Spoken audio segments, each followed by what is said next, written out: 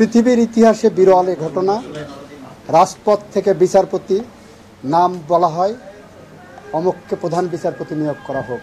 এই জন্য আমরা গর্বিত। বাংলাদেশের বিচার বিভাগে যে সিন্ডিকেট চলে আসছে দীর্ঘদিন ধরে, সেই সিন্ডিকেট ভাঙতে হবে। ন্যায় বিচার প্রতিষ্ঠা করার জন্য, মানুষের অধিকার প্রতিষ্ঠা করার জন্য সেই সিন্ডিকেট ভেঙে দিতে হবে।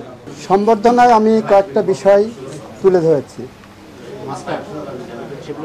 তার মধ্যে প্রথম বলেছি, পৃথিবীর ইতিহাসে বিরল এই ঘটনা।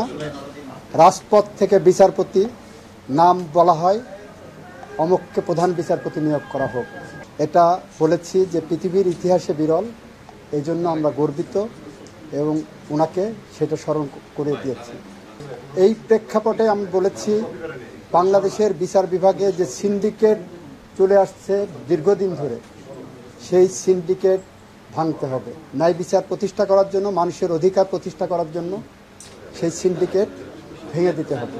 আমি বলেছি, বিগত এক দশকের বেশি সময় ধরে বাংলাদেশের মাটিতে যত খুন, গুম, মিথ্যা মামলা, গায়েবী মামলা, মরা মানুষের বিরুদ্ধে মামলা হয়েছে, তাদের বেদনা, তাদের আর্তনাদ, তাদের অভিশাপের ফসল হলো আজকের এই দ্বিতীয় মুক্তিযুদ্ধের বাংলাদেশ।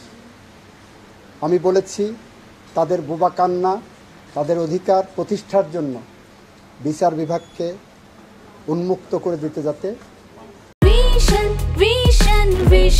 100% কপার কন্ডেন্সারে তৈরি ভিশন ফ্রিজ, তাই গুণে মানে অটুট থাকে বছরের পর বছর। তাদের অধিকার প্রতিষ্ঠা হয়, এটা আমি বলেছি।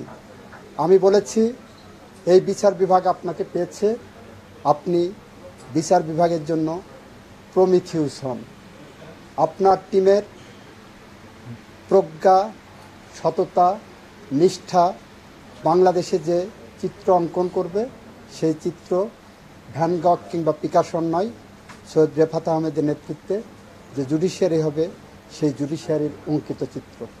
এইগুলো ছিল আমার মুদ্রাগত। গণজাগরণ নিয়ে উনি বলেছেন, তাদের প্রতি সর্বোচ্চ শ্রদ্ধা জানিয়েছেন। বাংলাদেশে অন্যায়, অবিচার, অনাচার যেটা হয়েছে তার বিরুদ্ধেই গণজাগরণ।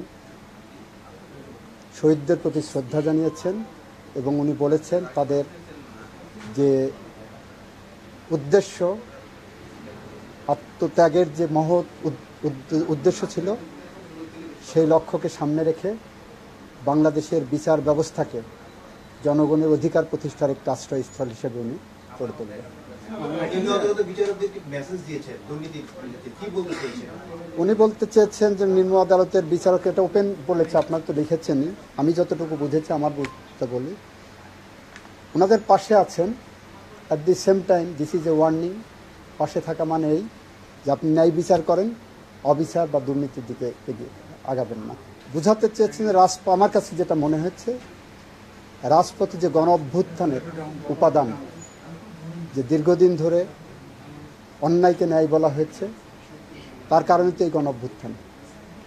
এটা যেহেতু উনি ফিল করেছেন, উনি প্রেক্ষাপটে এটা বলেছেন।